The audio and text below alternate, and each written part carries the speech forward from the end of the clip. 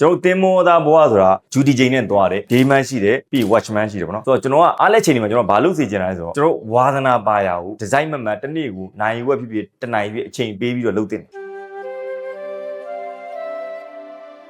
ဒါအမြဲကျွန်တော်ပြောချင်တဲ့အကြောင်းအရာပေါ့နော်ကျွန်တော်တင်မောသားဘွားဆိုတာဂျူတီချိန်နဲ့သွားတယ်ဒေးမန်းရှိတယ်ပြီး watchman ရှိတယ်ပေါ့နော် watchman ဆိုလည်းမနက်4နာရီညနေ4နာရီ overtime ဆင်းရမယ်ဆို2နာရီနဲ့ဆိုရင်10နာရီရအလုပ်ချိန်ဟောဒေးမန်းဆိုလည်းမနက်8ညနေ9ဆိုရင်လုပ်ချိန်ပြီးပြီပေါ့နော်အများသောအားဖြင့်ကျွန်တော်တို့ကအဲ့ဒီအားလက်ချိန်တွေမှာကျွန်တော်တို့ကဘာလုပ်ကြလိမ့်ရှိဆိုတော့ဗီဒီယိုကြည့်မယ်တချင်းနားထောင်မယ်တငယ်ကြီးနဲ့စုပြီးဂီတာတီးတချင်းဆိုမယ်ပြီးသွားရင်တခြားဟိုဝါသနာပါတဲ့အလုပ်လေးလုပ်ကြတာပေါ့နော်ဒီဘက်ခေတ်ကြတော့အင်တာနက်ကတင်မောတော်တော်များများမှာပင်လယ်ထဲမှာလည်းသုံးလို့ရလာပြီပေါ့နော်ရလာတဲ့ခါကျတော့ကျွန်တော်အရင်လုံးမျိုးအုပ်စုဖွဲ့ပြီးတော့အပန်းဖြေတဲ့ပုံစံမျိုးမဟုတ်တော့ပဲတယောက်ချင်းစီကအင်တာနက်ပေါ်မှာတင်ဖုန်းတစ်လုံးစီနဲ့အချိန်ကုန်လေးရှိတာများလာပြီပေါ့နော်အဲ့ဒီဟာကဘာပြဿနာရှိလို့ team work